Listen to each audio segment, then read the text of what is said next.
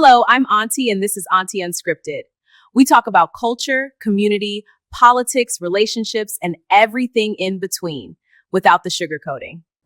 If it affects our families, our future, or our peace of mind, we're going to discuss it. So grab your tea, settle in, and let's talk about it.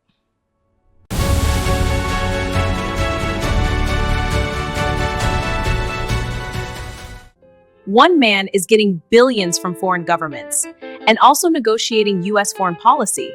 Jared Kushner received about $2 billion from Saudi Arabia after leaving the White House. And now, he's reportedly trying to raise another $5 billion from Middle Eastern countries. Do you see the problem? Are we watching foreign policy, or are we watching investment strategy? When the same person is making deals, building relationships, and collecting billions from those same regions, that isn't just influence. That's access for sale. Lawmakers are questioning whether this is self-enrichment tied to diplomacy. Because here's what nobody wants to say out loud. If money is coming from Saudi Arabia and deals are happening with Iran, who is actually being represented? This ain't left versus right. This is about power, money, and influence. So I'm asking you, is this smart diplomacy or a dangerous conflict of interest? Do you think the Saudis are paying for access to the U.S. military? Check out Rachel Maddow's report from the other night. I gotta say, I don't know why this isn't more of a show-stopping scandal in our country, right? Is it that hard to see what this is? So the Saudis paid $2 billion to Trump's son-in-law, Jared. And now Jared is the U.S. government's point person in the Middle East. The New York Times now reports that while Jared is serving as the U.S. government's point person in the Middle East, Jared is simultaneously asking the Saudis for yet more billions of dollars for his private business. More than $2 billion they've already given him. Now he wants more. You know what? Why would they say no?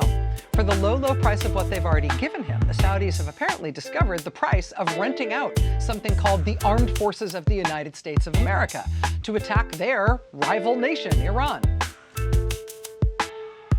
For a war that makes a lot of sense for the leaders of Saudi Arabia and Israel, but makes no sense at all for the United States.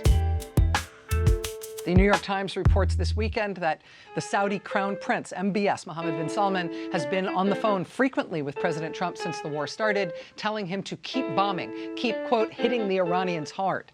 Keep it up. More of this war, right? We paid for it. We're going to get what we paid for. I gotta say, I don't know why this isn't more of a show-stopping scandal in our country, right? Is it that hard to see what this is? I mean, here's this guy actively asking X country for money. They've already given him billions of dollars. He's asking for billions more dollars for his personal business, his private business. He's asking X country for money. At the same time he's asking them for money, he is also making U.S. government policy toward that country. That's it, right? Those are all the dots you have to connect. I mean, this is not like string theory, right? The result, I mean, if this guy's asking this country for money for himself while also making U.S. government policy toward that country, the resultant policy is likely to be whatever that country wants it to be. Because if it isn't, then Jared's going to be less likely to get the money that he is asking them for, right? The interests of the United States are being exchanged for private income for the president's son-in-law. Is this hard to see? Is this hard to grasp? Right? While we're all wondering why it is really that we're fighting this war they can't explain. I mean, for his part, the president's son-in-law says he's following the law and following ethics rules, but how would we know? They also aren't even making him file financial disclosures. This has been on my mind for weeks. Why aren't more people in the media talking about this? This is crazy madness. Let me know what you think in the comments.